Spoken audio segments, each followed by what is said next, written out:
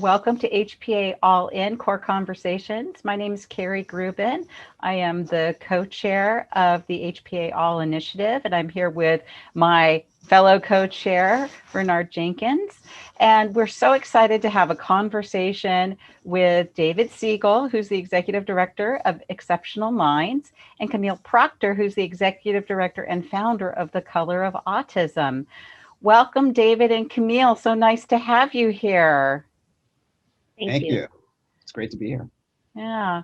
So for people who aren't familiar, David, why don't you tell us a little bit about Exceptional Minds?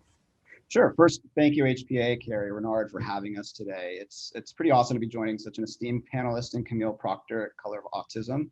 So I'm excited to share just a little bit about us. So Exceptional Minds, we're an LA-based nonprofit academy and studio that trains people with autism for careers in animation and the digital arts. But I'll start with like a quick story just to give you a sense of who we are. So Xavier, he was in his 20s. He couldn't find a job. He had longed to work in entertainment for many, many years. He held, Guillermo del Toro, Jorge Gutierrez as role models. He just couldn't figure out how and kind of where to start. But he did find EM kind of in a magical way, much like so many of our students do. And upon being accepted to the program, he commuted 4 hours a day, no less than, of course, 5 days a week to attend our 3-year program. He never missed a class. And just after graduating in 2019, Xavier was recruited by Marvel and has been there full time ever since. It's good to note also that he joined several other of our graduates in Marvel's what they call their Plates Lab. And this marks a real success story around Exceptional Minds and how we develop people that are part of a team inside Marvel, for example, that was created for new innovation. And these are the stories that we dream of.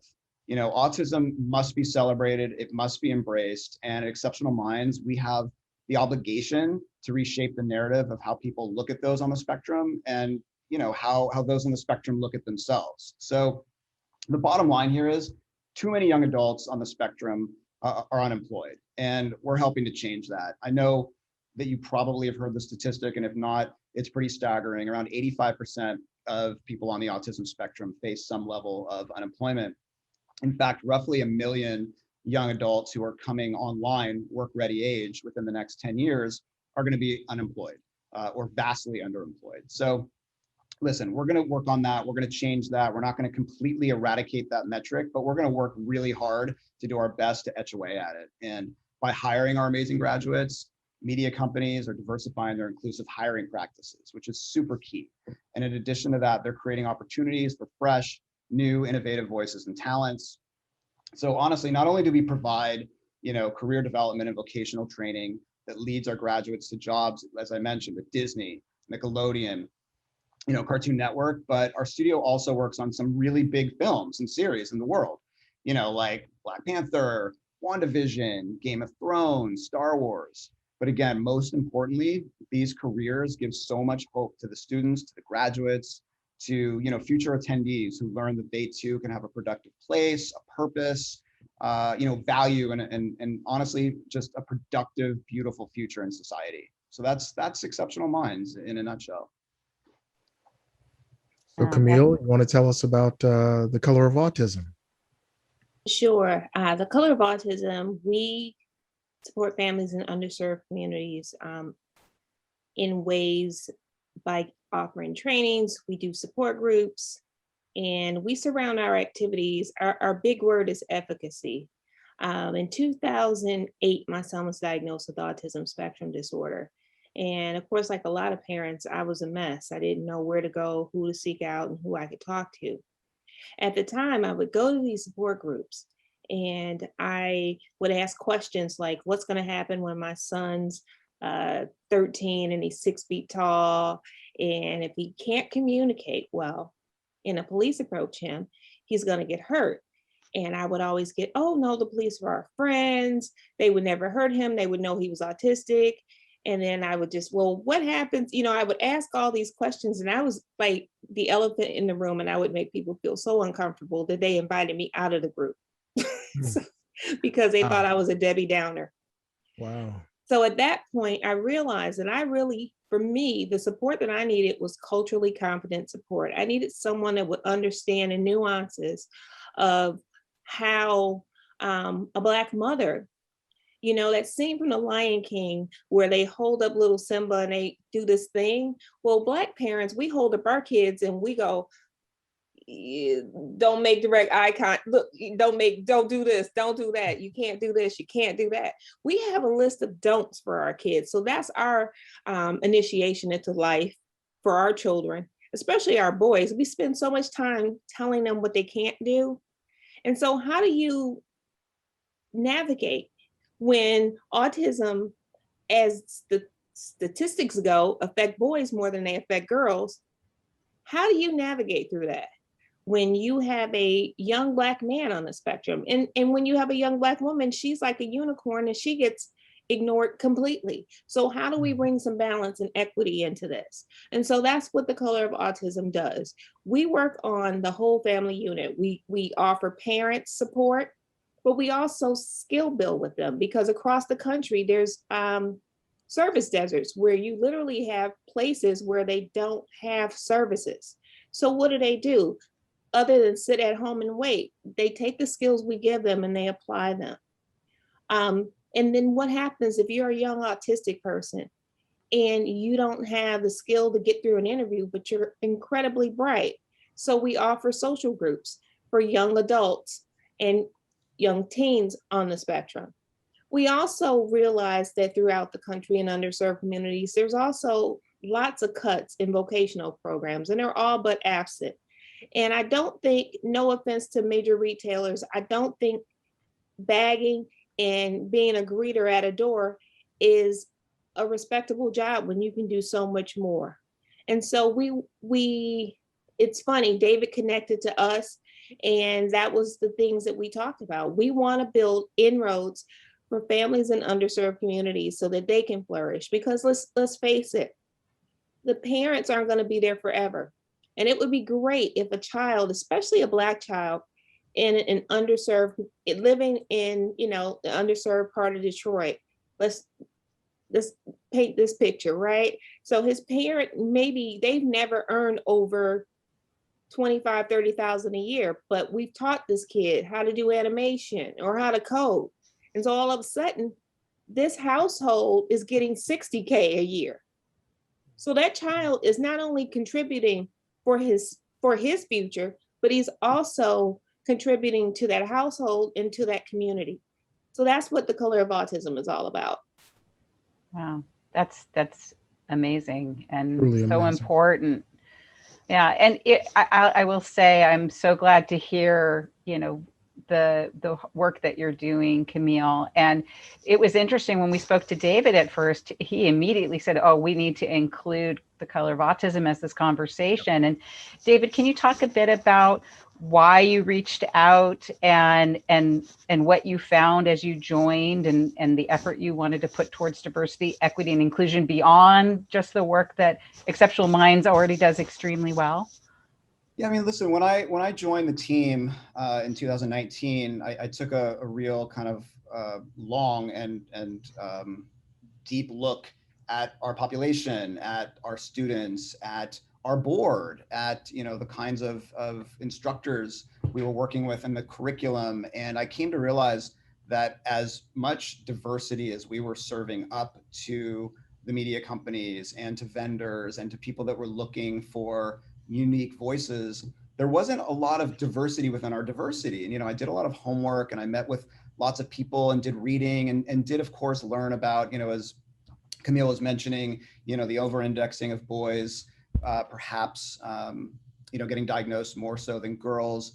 But I was also looking at sort of underrepresented communities and the underserved communities and trying to understand kind of like what was going on with, you know, bias there, or with the way in which diagnosis may or may not even be happening correctly, or in a way that you know, surfaces autism as something in those communities as often as it's being surfaced in maybe other communities, maybe communities of means, or where diagnosis is conducted differently. And I know that Camille can probably speak with more sort of you know, detail there. But what I realized really quickly is that autism does not discriminate.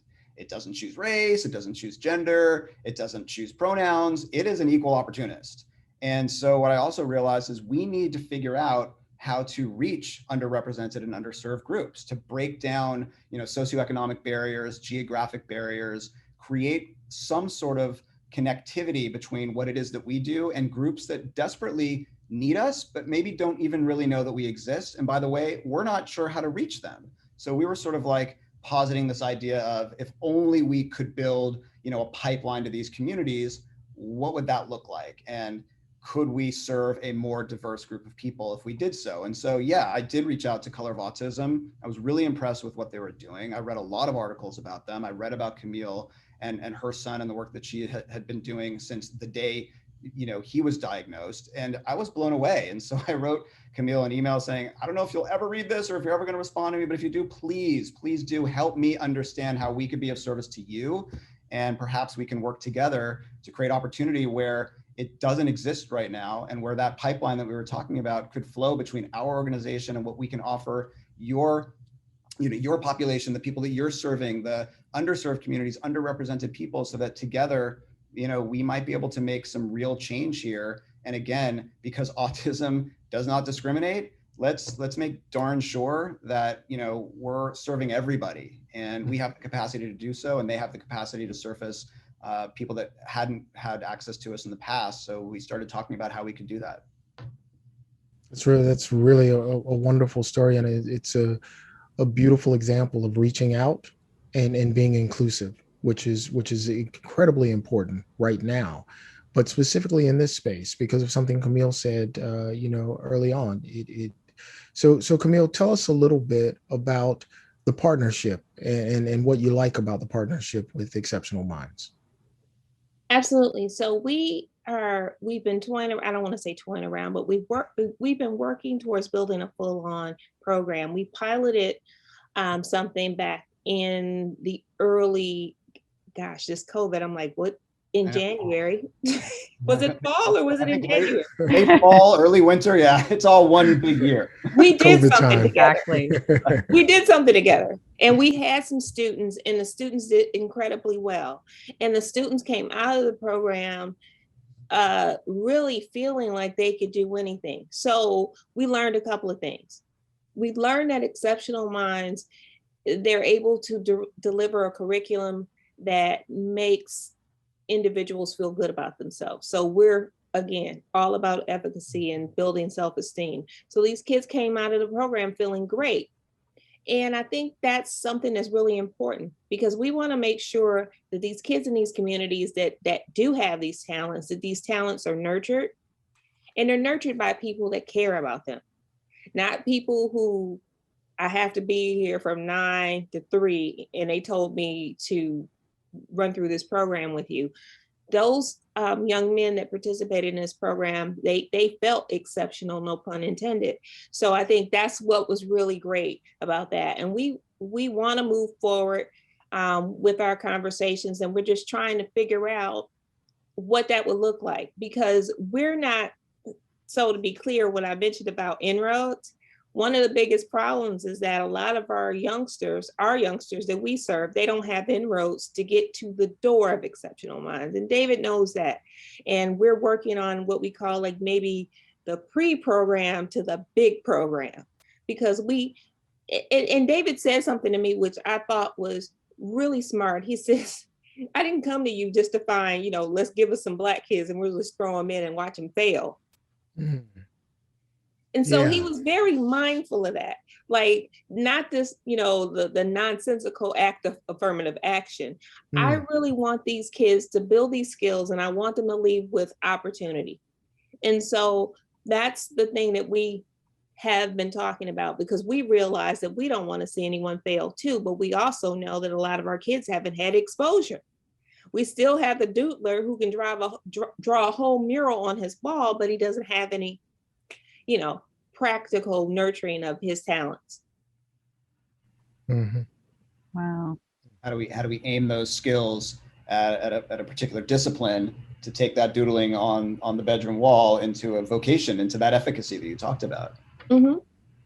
Yeah, so it's providing that visibility, but also Renard and I talk a lot about equity, and there are different visuals used to explain that, which is providing something to actually make it so that there's a space and the road for people that are not pursuing those opportunities or not having the opportunity. It's not just about inclusiveness. You have to make sure that everybody has an equal chance, and it can't be tokenism, which I thought, Camille, is a very important point. And through the work that, you know, the entire HPA committee for HPA All, we've been really focused on making sure that we learn from people and from organizations like both of yours to be mindful about truly creating a new environment that is equitable.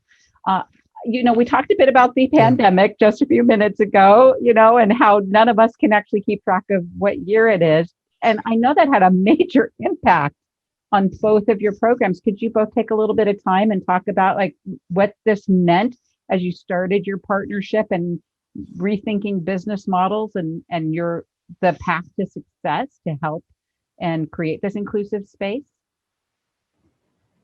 Sure. Camille, do you want to go or do you want me to?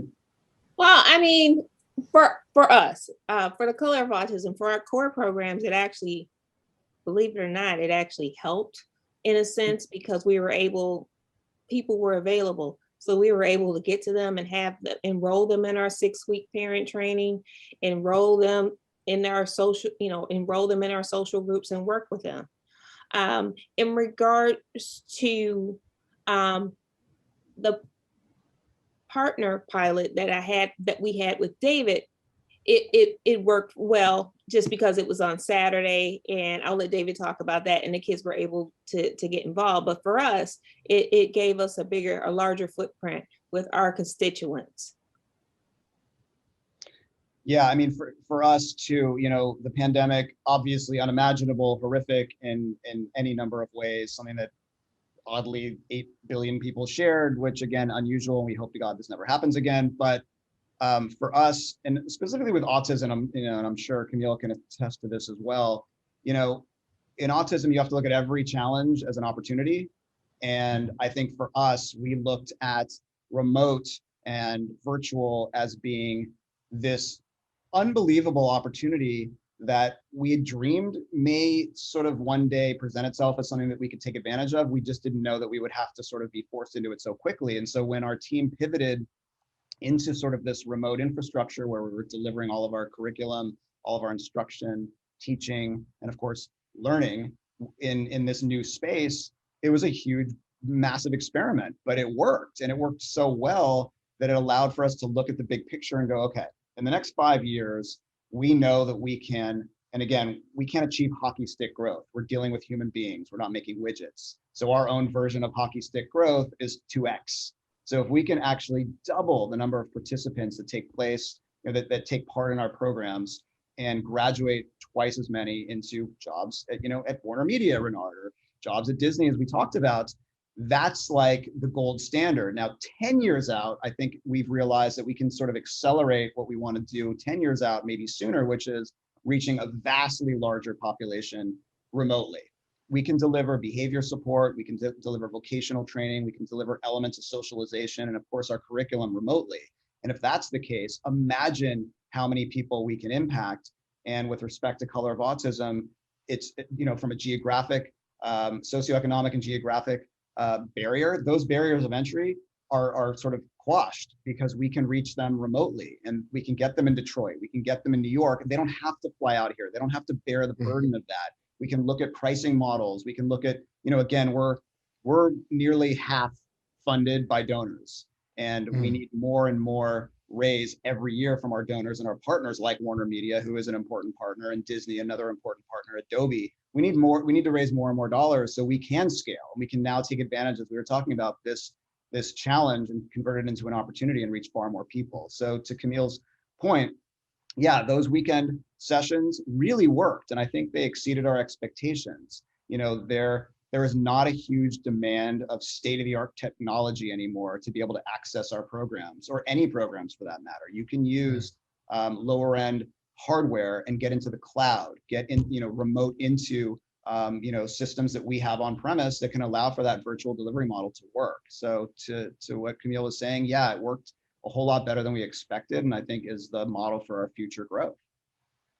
That's really great. And beyond just funding, there's a lot more that our industry can do. And I really want to ask, both of you, what does our industry need to do to better support roles in media and entertainment and those who are facing neurodiversity challenges?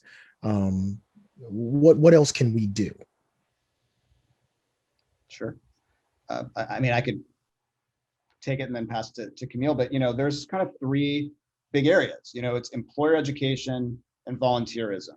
At the baseline, like the immediate impact that our partners can be making is on creating mentorship opportunities with our students and our graduates. Volunteering to help support us in a variety of different ways. Whether it be content partnerships and media partnerships, and just the one-on-one, like the mentorships, as I was mentioning, so vital. More business for our studio artists. When they graduate from our academy, they graduate into our studio, and that studio is a full professional working studio where artists earn a wage and they earn credits on films, as we mentioned, like Black Panther or Star Wars. So huge opportunity for us that doesn't involve funding. It actually involves hiring us and again, proving out the efficacy. And then the last thing is the employment pipeline, creating more job opportunities, as we talked about with Marvel. We had our second graduate from the class of 2020 just started Nickelodeon last week, which is another great story. And what else is there? There's also internship opportunities. So if you look at the pipeline, sort of the gateway, you have mentorship programs that kind of feed into internships. And then in success, those internships, level up into full-time hires. And to my earlier point about 2xing our outcomes, what a dream that would be if in that 2x is a whole big number of graduates that, that move through that pipeline into full-time work at any number of the companies that we work with, and who knows how far beyond. Well, for me, what I would say, which is a little opposite of what David just said, because I agree with him 100%. But for us, I think, Renard, it would take more people that look like you, and others that look like you, and to really reach out and be a part of the community, be a part of what the Color of Autism is doing, volunteer, donate, of course. But I think one of the reasons why our programs work so well, sort of getting off topic here, is that when we do trainings, we bring in facilitators that look exactly like our parents. And so we bring in speech and language pathologists, and they go, I've never seen a Black one before. Like, it's funny. It's like they saw like a UFO sighting. Ooh, ooh, ooh. And they're like in chat, and the chat bubble is just going up. And I think that it's so important for those who are in certain, how can I say this, who are in certain spaces within our community to be part of the Color of Autism, so that they won't say, oh, there's a brother named Renard at so-and-so. Oh, I didn't, ooh, look at him. I mean, it's really important for you to be part of what we do, because I think that so often parents feel abandoned by the general population of African Americans or Latinx or whatever you are, you feel abandoned. Yeah. And I don't want parents to have that feeling, because I think that if we're there to uplift them more, then it's a lot easier to connect to an exceptional minds and have those young people ready for David's program. Yeah. Yeah. Well, David knows that I'm already in, and him introducing me to Color of Autism, meeting you, we've already connected, as far as offline. And Carrie knows how I feel about this, because I've said it before in my house, because I have two very dear friends who have children on the spectrum, and we call this superpowers, and I talk about it a lot, because I think that when you've been doing this work in an inclusion for as long as I have, you realize the trend. And neurodiversity has always been one of those things that's left out when people start to talk about inclusion, and they talk about what needs to actually happen and how we need to start casting a wider net. So, you definitely, you both definitely have my commitment to be there to support. You know, as far as HPA is concerned, you can see that we're all in, you know, pun intended. We are all in. And this doesn't stop with just our interview. You know, this is that we want to give visibility to this. We want to make sure that we're helping to support this and uplift the community. And so, you know, call on me when you need me, and I'll be happy to bring on a host of people who look like me and a host of people who don't. But we'll be a part of what you're doing. Appreciate that. I mean, you bring up a great point, and the what you just said really resonated, and what Camille said, and sort of putting them together about, you know, inclusion and representation. And it's like, what's the quote? If you really want to change storytelling, you've got to change the storytellers. And I think that that's what we're doing as a team. We're going to bring that sort of ethos together, and inclusion and representation is going to be organic because we're changing the storytellers. You know, we need people to come in and be able to tell their stories, tell their truth. And in doing so, we're creating and working together to build storytellers that are going to, you know, take us into a new era of thinking and a new era of creative and a new era of telling stories that represent a far wider, more inclusive group of people, and, you know, ultimately tell a more holistic story. Yes, yeah. As a part of what we're doing through this initiative and having conversations with groups like both of yours is to provide that visibility that there's a selected few who have seen. And ultimately, the way that you get past some of these barriers is you have to just create exposure and bring visibility and work together to understand how do you reach out to different communities to make sure that they're aware in a way that they can actually see, because just posting on traditional kind of like business social media isn't going to do it. So it's asking the question of how can we help bring that information to the people who need it, and how do we bring that same information to the people who can help. And we're very hopeful that through the start of this initiative and partnerships with Exceptional Minds and the Color of Autism and all these industry organizations, that we can start to build those bridges. And I just wanted to thank both of you for sharing your time and the information. And I'm so thrilled, and I know Renard is as well, that we can start to bring some amazing exposure to the amazing work that you're doing. There's been a lot of, I wouldn't say negativity is the right word, but there's been a lot of bad news in the media. And I love the fact that we're able to highlight all of the good work that groups like yours are doing, and that hopefully will inspire many, many more people and organizations to do the same. So thank you so much for taking the time with us today. Thanks for having us. Thank you for having us. Thank you very much.